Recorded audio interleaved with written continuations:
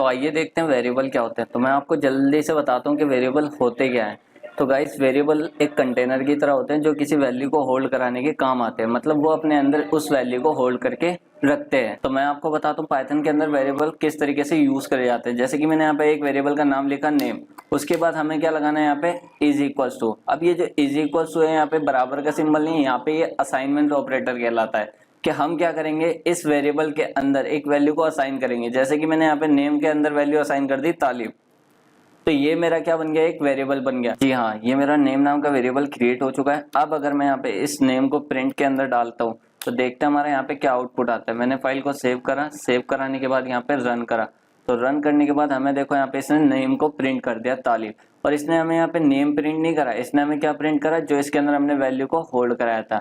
तो गाइस यही होता है वेरिएबल कि हम इस वेरिएबल के अंदर कोई वैल्यू को इंसर्ट कराते हैं, होल्ड कराते हैं। होल्ड कराने के बाद अगर हम कहीं भी इस वेरिएबल को यूज करते हैं तो इस वेरिएबल के नाम की जगह तो यहाँ पे इसकी वैल्यू आती है। अब इसी तरीके से अगर मुझे किसी की एज प्रिंट करानी है तो मैं क्या करूंगा, यहाँ पे एज नाम का वेरिएबल लूंगा। अब उस एज नाम के वेरिएबल को लेने के बाद मैं यहाँ पे उसकी एज को टाइप कर दूंगा। एज को टाइप करने के बाद हम यहाँ पे अगेन प्रिंट लिखेंगे। प्रिंट लिखने के बाद यहाँ पे हम एज को टाइप कर देंगे और उसके बाद मैं इसे सेव करके रन करके दिखाता हूँ। तो यहाँ पे क्या प्रिंट होता है 22। तो जैसे कि आप देख सकते हो, तो अगर हम यहाँ पे प्रिंट के अंदर वेरिएबल का नाम लिखते हैं तो वेरिएबल का नाम प्रिंट नहीं होता, क्या प्रिंट होता है, उसके अंदर की वैल्यू। तो यही होता है वेरिएबल। अब यहाँ पे वेरिएबल के कुछ टाइप भी होते हैं कि इनके अंदर अलग अलग टाइप का डेटा आता है और उसी टाइप से ये वेरिएबल कैटेगराइज कर दिए जाते हैं। जैसे कि मैंने आपको सबसे पहले जो वेरिएबल बताया था, इसके अंदर हमने यहाँ पे टेक्स्ट इंसर्ट कराया था। अब ये जो टेक्स्ट होता है ये स्ट्रिंग टाइप का डेटा टाइप होता है। मैं यहाँ पे लिख भी देता हूँ, ये स्ट्रिंग टाइप का डेटा टाइप है। और ये जो है हमारा ये नंबर टाइप का डेटा टाइप है, क्योंकि हमने इसके अंदर क्या यूज करा है, नंबर। अब अगर इसी तरीके से अगर मैं यहाँ पे एक अमाउंट नाम का वेरिएबल क्रिएट करता हूँ और इसके अंदर मैं वैल्यू को असाइन कराता हूँ यहाँ पे इस तरीके से, और फिर मैं इसे प्रिंट करता हूँ। इसे मैंने प्रिंट करा, प्रिंट करने के बाद रन करा, तो रन करने के बाद यहाँ पे देखो हमारा ये अमाउंट प्रिंट हो गया। लेकिन यहाँ पे जो वैल्यू आ रही है वो पॉइंट में आ रही है। अब ये जो पॉइंट वाली वैल्यू होती है इसको हम बोलते हैं यहाँ पे फ्लोट। जी हाँ गाइस, इन वेरिएबल्स के अंदर जो डेटा होता है उसी से इनका टाइप डिफाइन होता है। अब अगर मैं यहाँ पे लिख देता हूँ टाइप और इससे मैं नेम को ब्रैकेट के अंदर कर देता हूँ, टाइप के ब्रैकेट के अंदर, तो देखिए यहाँ पे क्या प्रिंट होगा। तो यहाँ पे देखिए क्या प्रिंट हो रहा है, क्लास str। के मतलब क्या है यहाँ पे कि जो हमारा नेम नाम का वेरिएबल था वो किस क्लास का है, str क्लास का। अब ये str का मतलब क्या है, str का मतलब यहाँ पर यही है जो कि मैंने यहाँ पे लिखा है स्ट्रिंग। इसी तरीके से अगर मैं टाइप को यहाँ पे एज के ऊपर लगा देता हूँ तो मैं यहाँ पे लिखूंगा टाइप। एज के अंदर एज को हमने डाला इस टाइप वाले ब्रैकेट के अंदर और अमाउंट को भी हम यहाँ पे लगा के देखते हैं क्या आउटपुट आता है। तो यहाँ पे देखिए गाइस, यहाँ पे सबसे पहले हमारा प्रिंट हुआ str जो कि हमारा एक स्ट्रिंग टाइप का डेटा टाइप है, और दूसरा हमारा यहाँ पे प्रिंट हुआ int यानी कि नंबर, क्योंकि ये हमारा नंबर टाइप का डेटा टाइप है, यानी कि इसे हम इंटीजर भी बोलते हैं। और थर्ड हमारा आता है यहाँ पे फ्लोट। दिखा देता हूँ मैं आपको इसे थोड़ा सा ऊपर करके, फ्लोट, क्योंकि ये पॉइंट वाली वैल्यू है। तो जब भी कभी अगर पॉइंट वाली वैल्यू होती है तो वो हमारे डेटा का टाइप होता है फ्लोट। अगर हमारी नॉर्मल नंबर वैल्यू उसके अंदर कोई पॉइंट वगैरह नहीं है तो वो हमारा क्या कहलाता है, इंटीजर। और अगर हमारा कोई टेक्स्ट वगैरह होता है, मतलब इन्वर्टेड कॉमास के अंदर होता है कुछ टेक्स्ट वगैरह, स्ट्रिंग वगैरह, सेंटेंस वगैरह लिखा होता है, तो वो कहलाता है हमारा यहाँ पे स्ट्रिंग। आई होप कि आपको पता लग गया होगा कि टाइप फंक्शन का क्या यूज होता है। तो अब बात करते हैं हम यहाँ पे कि हम वेरिएबल का यूज किस लिए करते हैं। तो सबसे पहले उसके लिए मैंने यहाँ पे कुछ सेंटेंसेस लिख लेता हूँ।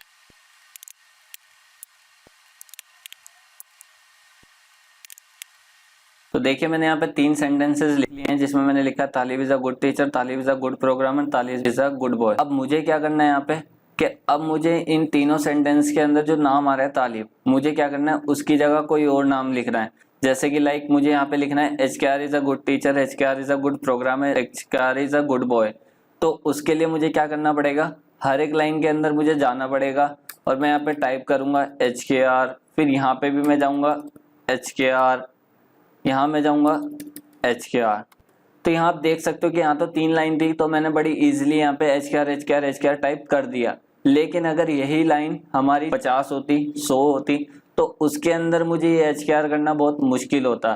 तो हम क्या कर सकते हैं यहाँ पे, ये HKR ना करके, हम हर लाइन में ना जाके इसे चेंज ना करके हम क्या कर सकते थे, इसकी जगह यहाँ पे वेरिएबल को यूज कर सकते थे। वो कैसे करते हैं मैं दिखाता हूँ आपको यहाँ पे।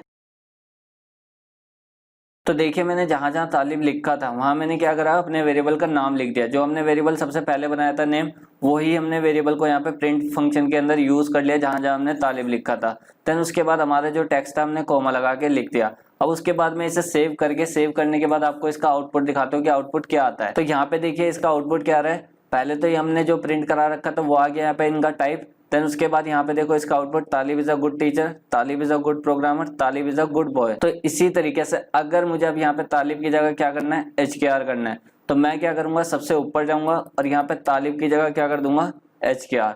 और फिर इसे सेव कराने के बाद इसे रन करके दिखाता हूँ मैं आपको।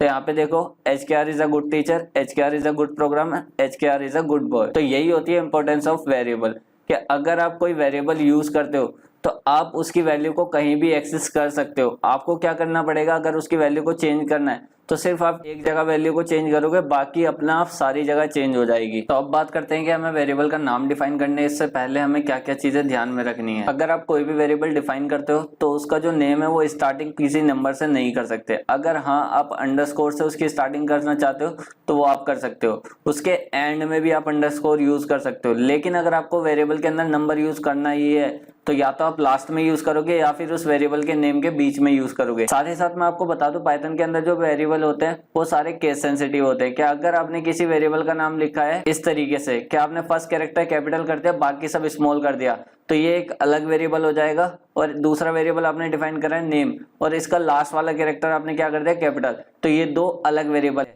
इसी तरीके से अगर आपने सब स्मॉल में कर दिया तो ये एक अलग वेरिएबल है, और यहाँ अगर आपने सब कैपिटल में कर दिया तो ये भी एक अलग वेरिएबल है। अगर आप यहाँ पे इनका केस चेंज करते हो कि कैपिटल स्मॉल या फिर कुछ भी अलग करते हो इनमें, तो ये एक अलग वेरिएबल बन जाएंगे। तो मैं आपको यहाँ पे एक एग्जांपल दिखा देता हूँ। मैंने लिया एक num1 और इसके अंदर एक नंबर मैंने असाइन कर दिया, और सेकंड में ले लेता हूँ यहाँ पे num1 और इसके अंदर भी मैं एक नंबर को असाइन कर देता हूँ। उसके बाद अब अगर मैं इनकी वैल्यू को प्रिंट कराता हूँ तो देखते हैं यहाँ पे क्या होता है। और मैंने इन्हें सेव किया, सेव करने के बाद मैंने इन्हें रन किया।